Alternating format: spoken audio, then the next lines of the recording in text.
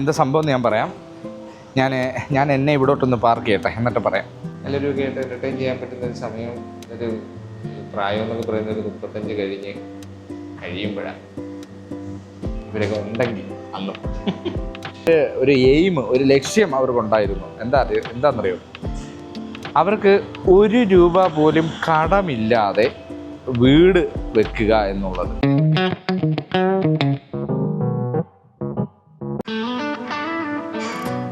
ഇന്ന് ഞായറാഴ്ച, സൺഡേ.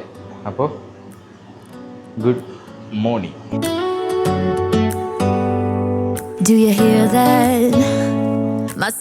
ഞായറാഴ്ചയല്ലേ, അവധി ദിവസമല്ലേ. കുറച്ച് നേരം കിടന്ന് ഉറങ്ങിയിട്ടുണ്ട്, അതുകൊണ്ട് കുറച്ച് ലേറ്റായിട്ടും ഉണ്ട്. ഇനിയിപ്പോൾ നേരെ പോയി ഫുഡ് കഴിക്കുക. രാവിലെ ബ്രേക്ക്ഫാസ്റ്റ് എന്താ ഉള്ളതെന്ന് വെച്ചാൽ ദോശയായിരിക്കും കൂടുതൽ. ദോശ, ഇഡ്ഡലി, ഇടിയപ്പം, ഉപ്മാവ്, പുട്ട്, മസാല ദോശ, നെയ് റോസ്റ്റ്, ദോശ സെറ്റ്. ഇത്രയാണ് കിട്ടുന്നത്, ഇത്രയാണ് ഉള്ളത്. വേറെ എന്തെങ്കിലും ഉണ്ടോയെന്ന് അറിയില്ല. ഓക്കെ, അപ്പോൾ ഇതൊക്കെയാണ് ഞാൻ കഴിക്കാറുള്ളത്. അപ്പോൾ അതിലെന്തെങ്കിലും ഒന്ന് കഴിക്കുക, തിരിച്ച് റൂമിൽ വരിക, ഇതൊക്കെ തന്നെയാണ്. പിന്നെ ചൂട് കുറച്ചൊക്കെ കുറഞ്ഞു വരുന്നു എന്ന് തോന്നുന്നു. വലിയൊരു കുത്തലില്ല ഇന്ന്, കുറയുമെന്നൊക്കെ പറയുന്നു, അറിയില്ല. 1-2 മാസം, മാക്സിമം 1-1.5 മാസത്തിനകത്ത്, അല്ലെങ്കിൽ 2 മാസം കഴിയുമ്പോൾ പിന്നെ ചെറിയ തണുപ്പ് വന്നു തുടങ്ങും. അതാണ് എന്ന് പ്രതീക്ഷിക്കുന്നു. എല്ലാം പ്രതീക്ഷിക്കാനേ പറ്റും.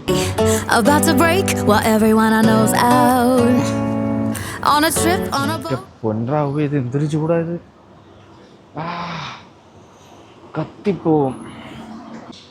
ഒന്നിനും ഒരു മൂഡ് വരുന്നില്ല. എന്താ അത്? എന്താ ഇപ്പം അങ്ങനെയൊന്നും അറിയത്തില്ല. എന്ത് പറ്റി? എന്താ റീസണൊന്നും ഒരു പിടിയില്ല കേട്ടോ. ആകെ ഒരു മൂക അവസ്ഥ. എന്താ നോക്കാം. ഫുഡൊക്കെ കഴിച്ച് കഴിഞ്ഞ് വന്നു. നമ്മുടെ ലിഫ്റ്റിലും കയറി നേരെ റൂമിൽ ചെല്ലാം. റൂമിലെത്തി. ഇനിയിപ്പോൾ എന്ത് ചെയ്യും നോക്കട്ടെ. ഇതുണ്ടല്ലോ, ഞാൻ ഇതുവരെ എടുത്തിരുന്ന ഒരു റെസൊല്യൂഷനിലല്ല ഈ ഒരു വീഡിയോ ഇപ്പോൾ എടുക്കുന്നത്. കാരണം ഈ വീഡിയോ എടുക്കുന്നത് എന്ന് പറയുന്നത് നമ്മൾ 4K 50 ഫ്രെയിംസ് പെർ സെക്കൻഡ് അങ്ങനെയാണ് എടുക്കുന്നത്. ഞാൻ ഇതുവരെ ഞാൻ എടുത്തിട്ടുള്ളത് 4K 30 ഫ്രെയിം പെർ സെക്കൻഡിലായിരുന്നു. അപ്പോൾ അന്നേരം എന്ന് വെച്ച് കഴിഞ്ഞാൽ 30 ഫ്രെയിംസിൽ എടുക്കുമ്പോൾ ഉള്ള പ്രശ്നം, നമുക്ക് വലിയ സ്ലോ മോഷൻ, ഒരു വീഡിയോയിൽ ഒരു ചെറിയ സ്ലോ മൂവ് ആക്കണമെന്നുണ്ടെങ്കിൽ സ്ലോ ആക്കിയാലും അത് കുറച്ച് ഒരു സുഖം വരത്തില്ല. സ്ലോ ആക്കിയാലും 50 എടുക്കുമ്പോൾ അത് അത്യാവശ്യം സുഖകരമായിട്ട് നമുക്ക് സ്ലോ ആക്കാം. ഈ 50 അത്ര പെർഫെക്റ്റ് വരുമെന്നല്ല, 120, 240 ഒക്കെ ഉണ്ട്. അപ്പോൾ നമ്മൾ ഈ 50 എടുത്താൽ അത് അത്ര പെർഫെക്റ്റ് ആവണമെന്നില്ല. പിന്നെ സ്ലോ മോയിൽ തന്നെ നമ്മൾ വീഡിയോ റെക്കോർഡ് ചെയ്യണം. അത്രയും ലൈറ്റും കാര്യങ്ങളും ഒക്കെ വേണം. അതായിരിക്കും അടിപൊളിയാവുന്നത് എന്ന് എനിക്ക് തോന്നുന്നു. ആൻഡ് നമുക്ക് ഈ 50 എന്തായാലും ഒന്ന് നോക്കാം. എന്തെങ്കിലും ഒരു ചെറിയ സ്ലോ മോഷൻ നമുക്കൊന്ന് ചെയ്ത് നോക്കാം, കൊള്ളാവോ എന്ന്. 50 ചെയ്യുമ്പോൾ വേറൊരു പ്രശ്നമുണ്ട്. 4K 50 ഫ്രെയിം പെർ സെക്കൻഡിൽ ചെയ്യുമ്പോൾ ഫയൽ സൈസ് ഭയങ്കരമായിട്ട് കൂടുന്നുണ്ട്. ഈ ഫയൽ സൈസ് കൂടാതിരിക്കാൻ എന്ത് ചെയ്യും എന്നെനിക്കറിയില്ല. സൺഡേ, ഞായറാഴ്ചയല്ലേ, ഒഴിവ് ദിവസം ആയതുകൊണ്ട് തന്നെ എല്ലാവരും പരമാവധി ഒന്നുകിൽ ഉറങ്ങാൻ നോക്കും, അതല്ലെങ്കിൽ എന്തെങ്കിലും അത്യാവശ്യങ്ങളോ ഉണ്ടെങ്കിൽ മാത്രം പുറത്തോട്ടൊക്കെ പോകാനൊക്കെ നോക്കും. അപ്പം അങ്ങനെ എനിക്ക് തോന്നുന്നു, ഐ തിങ്ക് കുറച്ച് പേര് പുറത്ത് പോയിട്ടുണ്ട്. റീസൺ വേറൊന്നുമല്ല, അവരുടെ ഫുഡിൻ്റെ ഐറ്റംസൊക്കെ വാങ്ങാൻ. കുറച്ച് പേര് ഇവിടെ ഉണ്ട്. അവർ കുറച്ച് പേര് കിടന്നുറങ്ങും, മാക്സിമം ഉറങ്ങും, അല്ലെങ്കിൽ മൊബൈലിൽ എന്തെങ്കിലും സിനിമയോ അങ്ങനെയൊക്കെ കാണും. ഞാനും അതൊക്കെ തന്നെ കേട്ടോ, സിനിമയോ അങ്ങനെ എന്തെങ്കിലും കാണും, ഉറങ്ങും. പിന്നെ എനിക്ക് ഫുഡ് വെക്കാനുള്ള സാധനം വല്ലതും വാങ്ങാനുണ്ടെങ്കിൽ പോയി വാങ്ങും. ഇന്നിപ്പോൾ ഒന്നുമില്ല മേടിക്കാൻ, കാര്യം ഒന്നും തീർന്നിട്ടില്ല. തീരുമ്പോൾ പോയി മേടിക്കാം. പിന്നെന്താ, പിന്നെ ഇന്നത്തെ ഒരു ദിവസം നോക്കിയാണേ, കണ്ണടച്ച് തുറക്കുന്നതിന് മുമ്പ് ഇതങ്ങ് പോകും. ഇപ്പോൾ വൈകുന്നേരം നോക്കി എപ്പോഴും ആവും. അങ്ങനെ ഒരു കുഴപ്പമുണ്ട് ഞായറാഴ്ചയ്ക്ക്. ഇവിടുത്തെ ക്ലോക്ക് കേടായിട്ടുണ്ട് കേട്ടോ. ഇവിടെ ക്ലോക്കിൽ 7:35 ആയതേ ഉള്ളൂ. ശരിക്കും സമയം എത്രയൊക്കെ കാണും? 10 മണിയൊക്കെ ആയി കാണുമായിരിക്കും. എൻ്റെ കയ്യിൽ വാച്ചും ഇല്ല. രൂപം പറഞ്ഞാണ് 10 മണിയൊക്കെ. ഇത് ക്ലോക്ക് തെറ്റാന്ന് തോന്നുന്നു. കാരണം ഞാൻ 9:30 ആയപ്പോഴാണ് കഴിക്കാൻ പോയത്. കഴിക്കാൻ പോയിട്ട് വന്ന് ഇപ്പോൾ കുറച്ചേരം ഇവിടെ ഇങ്ങനെ വെറുതെ വന്നിരുന്നു. നല്ല രസം. ഇവിടെ ഇരുന്നിട്ട് എനിക്ക് മയക്കം വരുന്നു കേട്ടോ. ഇങ്ങനെ ഉറങ്ങിപ്പോന്നു. ഉറക്കം ഒരു ഭയങ്കര രസമുള്ള പരിപാടിയല്ലേ. എല്ലാവരും ആവശ്യത്തിൽ കൂടുതൽ പൈസയൊക്കെ സമ്പാദിച്ച് വെച്ചിട്ട് കിടന്നുറങ്ങുമോ അല്ലെങ്കിൽ എന്ത് എൻ്റർടൈൻമെൻറ്റാണെന്ന് വെച്ചാൽ അതൊക്കെ ചെയ്യും. ഒരു പരിധിയുണ്ട്. ഒരു 30 വയസ്സ് 35 വയസ്സൊക്കെ കഴിഞ്ഞാൽ പിന്നെ നിങ്ങൾ മാക്സിമം ഫ്രീ ആയിട്ടിരിക്കാൻ നോക്കണം. ആൻഡ് അത് ഒരു 20 തൊട്ട് 30 വയസ്സ് വരെയാണ് എൻ്റർടൈൻ ചെയ്യേണ്ട സമയം എന്ന് പറയുന്നതൊന്നും നമുക്ക് സീരിയസ് ആയിട്ട് എടുക്കണ്ട. അങ്ങനെയൊന്നും എടുക്കണ്ട. കാരണം അത് എൻ്റർടൈൻമെൻറ്റ് ചെയ്ത് കഴിഞ്ഞാൽ നിങ്ങളൊരു 60 വയസ്സായാലും പിന്നെ നിങ്ങൾക്ക് റെസ്റ്റ് കിട്ടത്തില്ല. കാരണം ആ ഒരു ചെറിയ കാലത്ത് എൻ്റർടൈൻമെൻറ്റ് നിങ്ങളെ 60-70 വയസ്സ് വരെ പണിയെടുപ്പിക്കും, ജോലി എടുപ്പിക്കും. സോ നിങ്ങൾ പറ്റുന്നത്രയും നേരത്തെ ഒക്കെ ഒന്ന് സെറ്റാവുക കേട്ടോ. സെറ്റായി കഴിഞ്ഞാൽ നിങ്ങൾക്ക് അടിപൊളിയായിട്ട് അടിച്ച് പൊളിച്ച് ജീവിക്കാം. എനിക്ക് തോന്നുന്നതൊരു നല്ല സന്തോഷമായിട്ട് ജീവിക്കാൻ പറ്റുന്ന ഫാമിലി ഇമ്പോർട്ടൻസ് കൊടുക്കുന്നവർക്ക്, അല്ലാത്തവരുടെ കാര്യമല്ല. കൊടുക്കുന്നവർക്ക് മക്കളും മരുമക്കളോ അങ്ങനെയൊക്കെ ആയിട്ട് നല്ലൊരു ആയിട്ട് എൻ്റർടൈൻ ചെയ്യാൻ പറ്റുന്ന ഒരു സമയം, ഒരു പ്രായം എന്നൊക്കെ പറയുന്നത് ഒരു 35 കഴിഞ്ഞ് കഴിയുമ്പോഴാണ്. ഇവരൊക്കെ ഉണ്ടെങ്കിൽ അന്നും അടിപൊളിയായിരിക്കും. അപ്പോൾ നമ്മൾ സെറ്റിലായിരിക്കണം. സെറ്റിലായില്ലെങ്കിൽ ഗതം. സോ ഓക്കെ, ഞാൻ ഒരുപാട് ഇരുന്ന് പറയുന്നില്ലെന്നും. കാണാം. അറിഞ്ഞോ, ഉച്ചയ്ക്ക് ചോറുണ്ണാൻ സമയമായി. നമുക്ക് പോയി ചോറുണ്ടിട്ട് വന്നാലോ? കിടന്നുറങ്ങി. അത് തന്നെ പരിപാടി. ഉച്ച വരെ ഉറക്കം. ഇനി എന്ത് ചെയ്യും മല്ലയ്യ? എന്ത് ചെയ്യും നമ്മൾ? Oh my God, 2 lakh? അപ്പോൾ ഇവിടെ കുക്കിംഗ് ഒക്കെ നടക്കുകയാണ്. നമ്മളെ ഫുഡ് ഉണ്ടാക്കുകയാണ് ഇവരിവിടെ. നമുക്ക് പോയി ഫുഡ് കഴിച്ചിട്ട് വരാം. Let's go. ജവാ, പെട്ടെന്ന് പോയി കഴിച്ചിട്ട് പെട്ടെന്ന് വരാം. വീട്ടിൽ കിടന്നുറങ്ങാലോ. ഇന്ന് കുറച്ച് ഷോർട്സ് എടുക്കണം. കുറേ ആയിരുന്നു ഞാൻ ഒന്നും ചെയ്യുന്നില്ല. എന്താ ഇങ്ങനെ? ഇത് ആക്റ്റീവ് ആവണ്ടേ? ആക്റ്റീവ് ആവണമെന്നൊക്കെ വിചാരിക്കുന്നേ ഉള്ളൂ. വിചാരിക്കുന്നതല്ലാണ്ട് ഞാൻ ചെയ്യുന്നില്ല. സോ ഇന്ന് നമ്മൾ വളരെ ആക്റ്റീവായിട്ട് ഒരു 6 ഷോർട്സ് വീഡിയോ, ഏതെങ്കിലുമൊക്കെ ഷോർട്സ് വീഡിയോ ഒരു 6 എണ്ണം ചെയ്തെന്ന് വെക്കും. ഒരാഴ്ചത്തേക്കുള്ളത് സെറ്റ്. ഒരെണ്ണമെങ്കിലും ചെയ്താൽ മതിയായിരുന്നു. ഇന്ന് എന്തായിരിക്കും? ഊണ് തന്നെ. പോയി കഴിച്ചിട്ട് വരാം. ഞാനുണ്ടല്ലോ ഇൻസ്റ്റഗ്രാം ഇങ്ങനെ റൂമിലിരുന്ന് സ്ക്രോൾ ചെയ്ത് കണ്ടുകൊണ്ടിരുന്നതാണ്.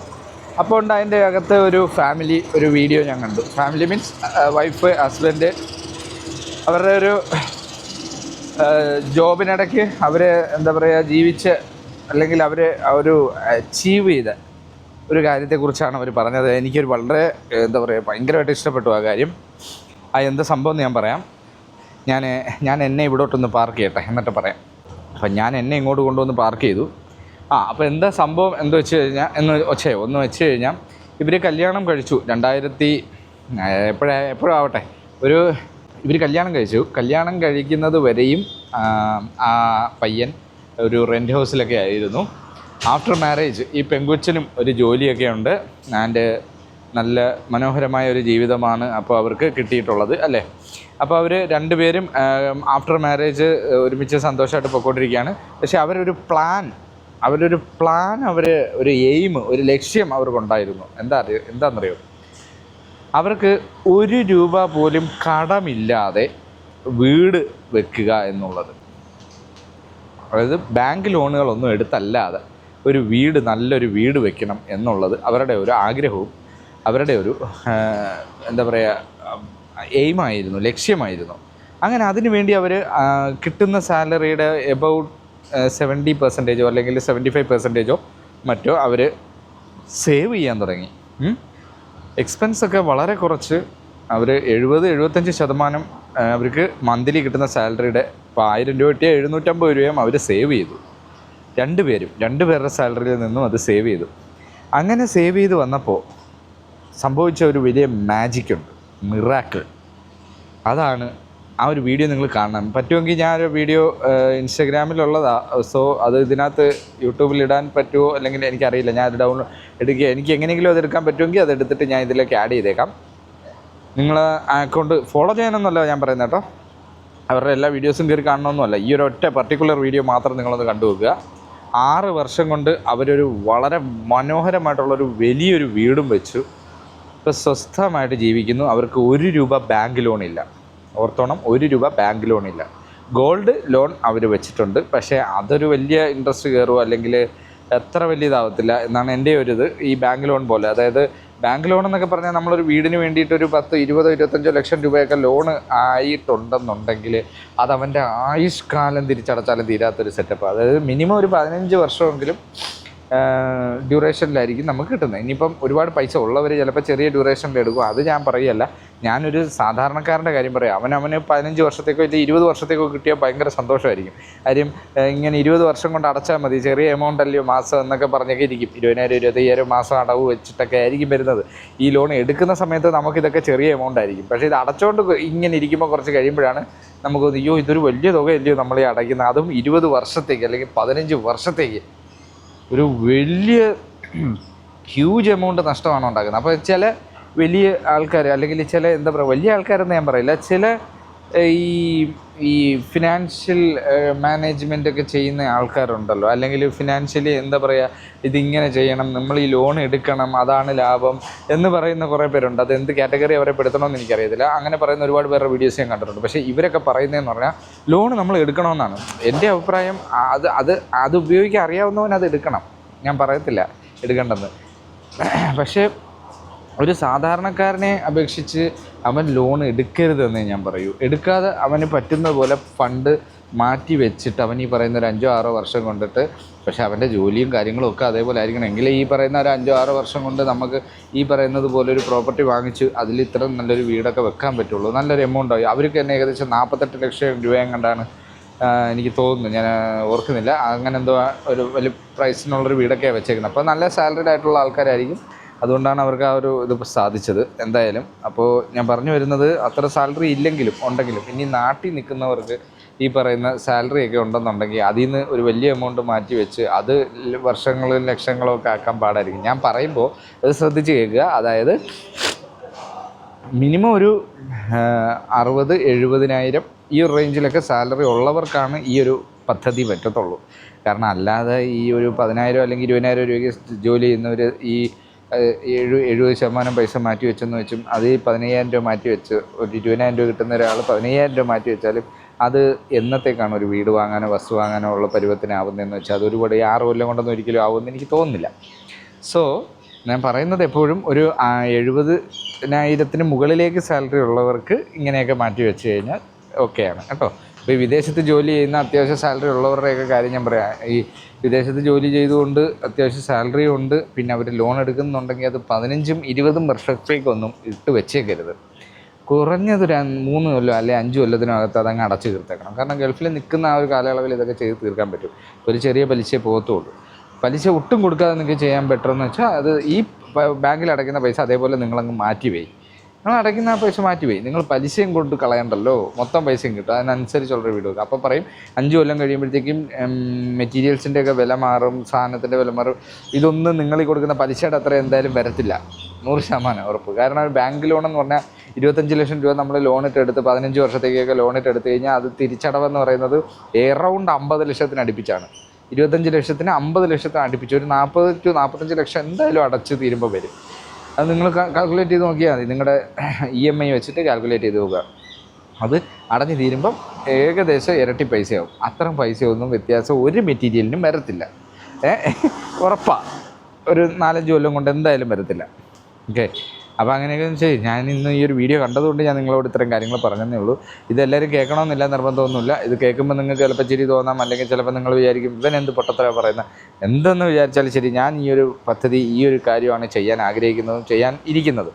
അപ്പോൾ ഞാനിത് അച്ചീവ് ചെയ്താൽ ഞാനത് നിങ്ങൾക്ക് അന്നേരം അത് ലൈവ് വീഡിയോ ആയിട്ട് ഞാൻ നിങ്ങൾക്ക് കാണിച്ചും തരാം. ഞാനത് ശ്രമിച്ച് തുടങ്ങുകയാണ്. ഈ ഒരു മന്ത് തൊട്ട് ഞാൻ അതിന് വേണ്ടിയിട്ടുള്ള കാര്യങ്ങൾ ചെയ്യുകയാണ്.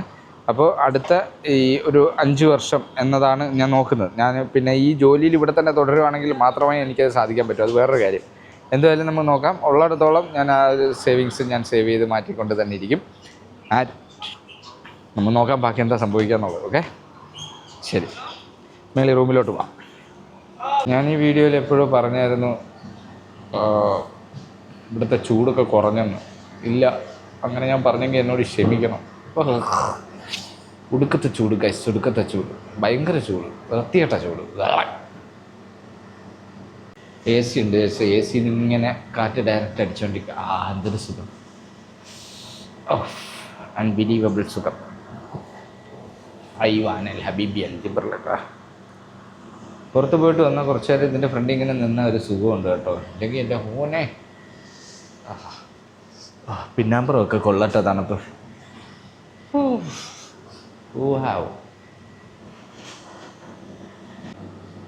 അങ്ങനെ വൈകുന്നേരമായി കേട്ടോ. വൈകുന്നേരം ആയപ്പോൾ ഒരു കട്ടൻ ചായ ഒക്കെ ഇട്ട് കുടിച്ച്